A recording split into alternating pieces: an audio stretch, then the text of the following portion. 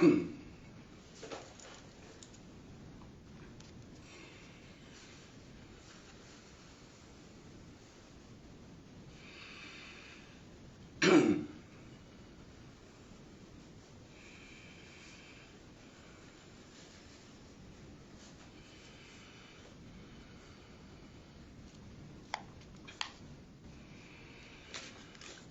everybody, magandang umaga na po sa inyo lahat, magandang tanghali, magandang hapon, magandang gabi.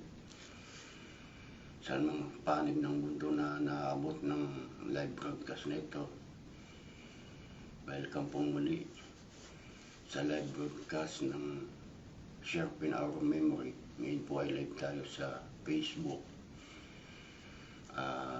Meron din po nito sa YouTube, kaya lang po ay medyo delayed na po. Ngayon po ay simulan ko na ang aking recitation.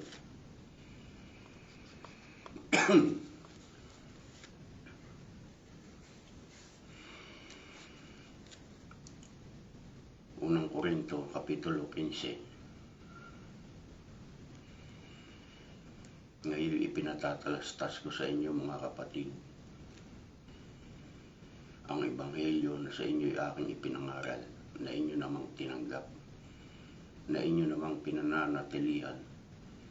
Sa pamamagitan naman ito'y ligtas kayo, kung matyagan ninyong iingatan ang salitang ipinangaral ko sa inyo, maliban na kung kayo nagsisampalataya ng walang kabuluhan. Sapagkat ibinigay ko sa inyo una sa lahat ang akin namang tinanggap, na si Kristo ay namatay dahil sa ating mga kasalanan ayon sa mga kasulatan, at siya'y inilibing at siya'y muling binuhay ng ikatlong araw ayon sa mga kasulatan, at siya'y napakita kay Cephas at saka sa 12. Pagkatapos ay napakita siya sa mahigit na 500 mga kapatid na paminsan.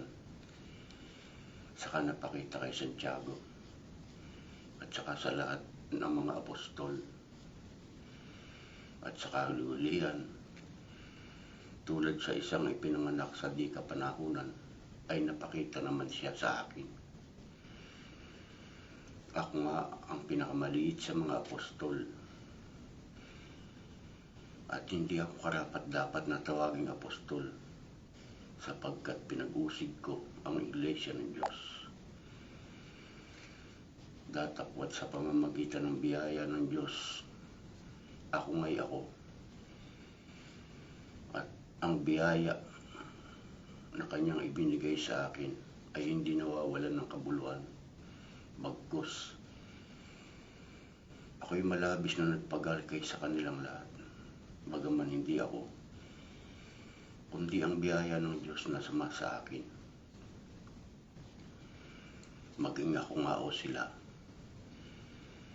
ay gayon ang aming ipinangangaral at gayon ang inyong sinampalatayanan. Kung tunay ngang si Kristo ay ipinangangaral na siya'y muling binuhay sa mga patay, bakit ang ilan sa inyo ay nagsasabing walang pagkabuhay na maguli ng mga patay? Datapwat, kung walang pagkabuhay na maguli ng mga patay, ay hindi rin nga muling binuhay si Kristo. At kung si Kristo ay hindi muling binuhay, walang kabuluhan ang aming pangangaral. Wala rin namang kabuluhan ang inyong pananampalataya. Oo, at kami ay nasusumpungang mga saksing bulaan tungkol sa Diyos.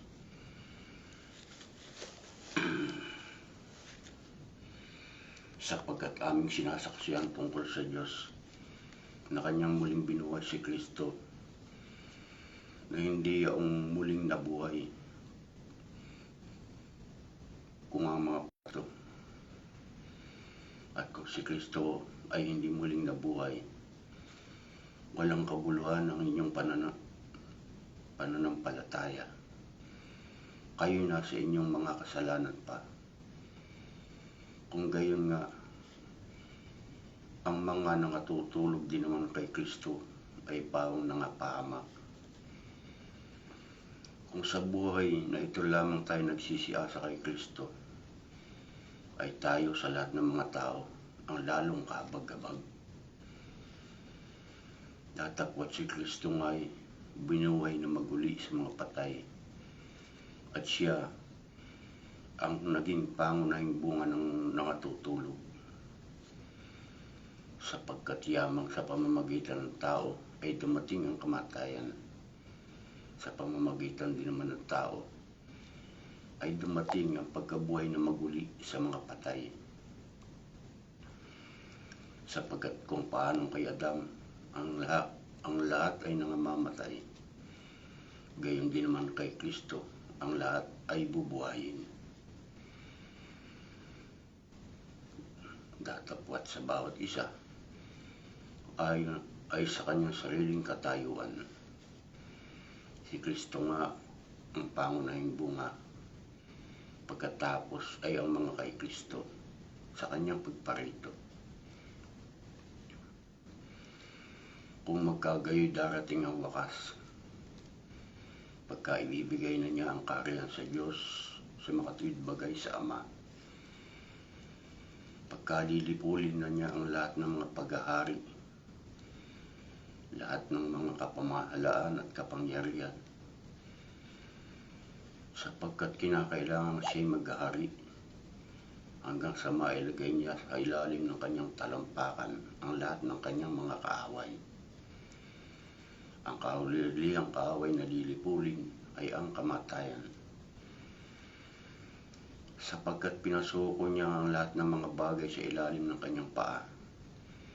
Datapwat kung sinasabi lahat ay pinasuko, maliwanag na itinangi iyaw na nagpasuko ng mga bagay sa kanya. Datapwat kung mapasuko na ang lahat ng mga bagay sa kanya, kung magkagayoy, ang anak rin naman ay pasusukuin sa nagpasuko ng lahat ng mga bagay sa kanya, upang ang Diyos ay maging lahat sa lahat. Sa ibang paraan, ano ang gagawin ng mga binabautismuhan dahil sa mga patay? Kung ang mga patay ay hindi muling binubuhay, bakit naman sila'y binabautismuhan dahil sa kanila?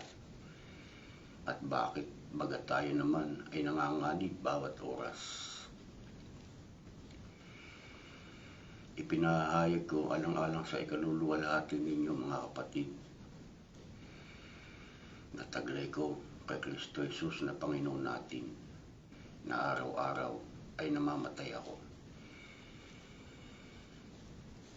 Kung ako'y nakipagbaka sa Epeso laban sa mga ganid, ayon sa kaugalian ng mga tao, ano ang pakikinabangin ko kung ang mga patay ay hindi muling binubuhay?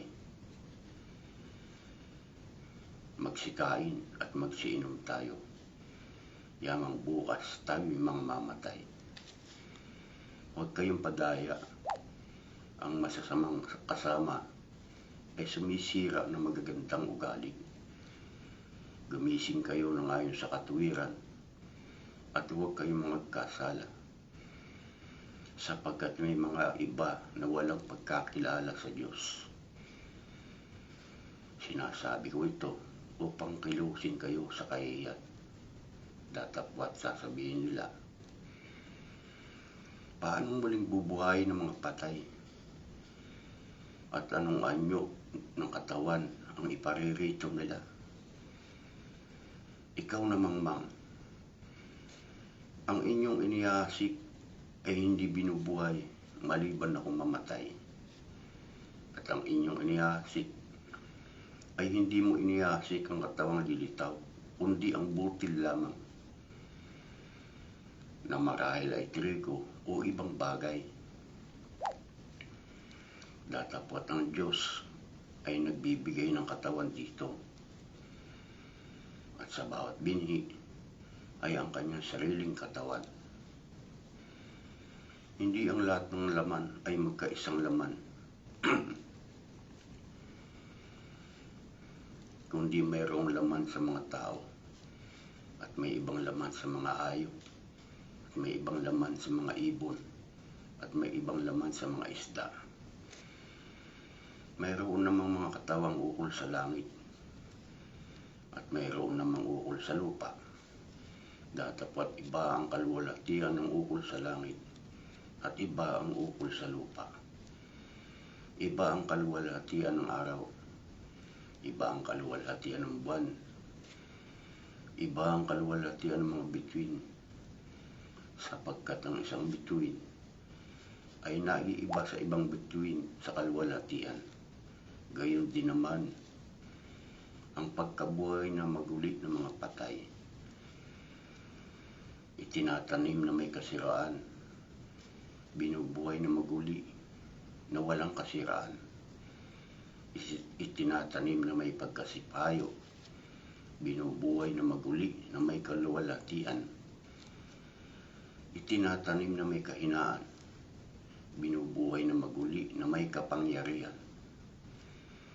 Itinatanim na may katawang ukol sa lupa, binubuhay na maguli na katawang ukol sa espiritu. Kung mayroong katawang ukol sa lupa, ay may katawang ukol sa espiritu naman. Gayon din naman nasusulat. Ang unang Adam ay naging kaluluwang buhay. Ang huling Adam ay naging espiritong nagbibigay buhay. Datapwat, bagaman ang ukol sa espiritu ay hindi siyang una, kundi ang ukol sa lupa, pagkatapos ang ukol sa espiritu. Ang ukol sa lupa ay tagalupa.